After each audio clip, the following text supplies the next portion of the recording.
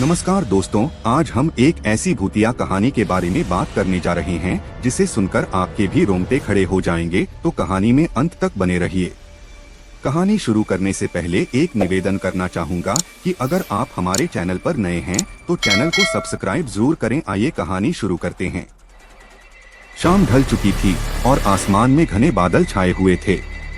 ऋतिक अपने दोस्तों के साथ पहाड़ों की सैर के लिए निकला था। रास्ते में उनका सामना एक सुनसान गांव से हुआ। गांव की गलियां वीरान थीं, घरों के दरवाजे टूटे हुए और खिड़कियों से धूल भरी हवाएं सीटी की तरह आवाजें निकाल रही थीं। यहां रुकने का इंतजाम कर लेते हैं, रोहित ने सुझाव दिया। सभी दोस्तों ने हामी भर दी क्योंकि रात हो चुकी थी और आगे का रास्ता भी खतरनाक था। गांव में एक पुरानी हवेली थी जो दूर से ही भुता लग रही थी। उसकी दीवारों पर जाले लगे थे और छत आधी टूटी हुई थी। यहीं रुक जाते हैं, प्रियंका ने कहा। सबने उसे हंसते हुए डरपोक कहा, लेकिन किसी ने विरोध नहीं किया। हवेली का रहस्य। हवेली के अंदर घुसते ही एक ठंडक ने सबको जकड़ लिया।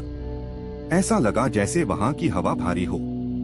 अंदर का माहौल बेहद अजीब था। दीवारों पर विचित्र चित्र बने हुए थे जिनमें अंधेरे में चमकने वाली आंखें और अजीब आकृतियां थीं। रात का खाना खाकर सब अपने अपने कमरे में सोने चले गए, लेकिन ऋतिक को नींद नहीं आ रही थी। वह इधर उधर घूमते हुए हवेली के पिछवाड़े चला गया।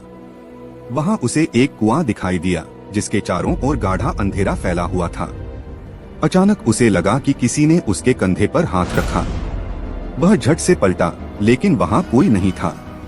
ऋतिक धीमी आवाज में किसी ने उसका नाम पुकारा। उसने डरते हुए पीछे देखा।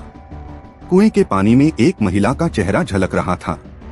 उसका चेहरा सफेद और आंखें बिल्कुल काली थीं। शापित छाया। वह चेहरा धीरे धीरे पानी से बाहर आया। यह कोई और नहीं बल्कि उसी हवेली की आत्मा थी। वह महिला हवेली की मालकिन थी जिसे वर्षों पहले धोखे से उसके ही पति ने कुएं में धक्का दे दिया था। उसकी आत्मा अब हर उस इंसान को सजा देती थी जो उस हवेली में रुकता था। तुमने इस हवेली में कदम क्यों रखा? महिला ने ठंडी आवाज में पूछा।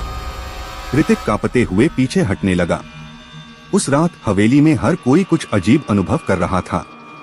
रोहित को लगा कि कोई उसके बिस्तर के नीचे से खरोंचने की आवाज कर रहा है। प्रियंका ने देखा कि दीवार पर लगी एक तस्वीर की आंखें उसे घूर रही थीं। भागने की कोशिश। सुबह होते ही सबने फैसला किया कि यहाँ से तुरंत निकल जाना चाहिए, लेकिन जब वे बाहर जाने लगे तो दरवाजे अपने आप बंद हो गए। हवेली के हर कोने से वही महिला की हंसी गूंजने लगी। तुम लोग यहाँ से नहीं जा सकते, अब यह तुम्हारा घर है। उस आत्मा की आवाज हर दीवार से टकरा रही थी। ऋतिक ने हिम्मत जुटाकर पूछा, तुम क्या चाहती हो? महिला ने कहा, मुझे न्याय चाहिए। जो दर्द मैंने सहा वह तुम्हें भी सहना होगा। अंतिम मोड़। ऋतिक ने समझदारी से सोचा और महिला की कहानी सुनकर उसे विश्वास दिलाया कि वह उसके पति के बारे में सच्चाई पता लगाएंगे।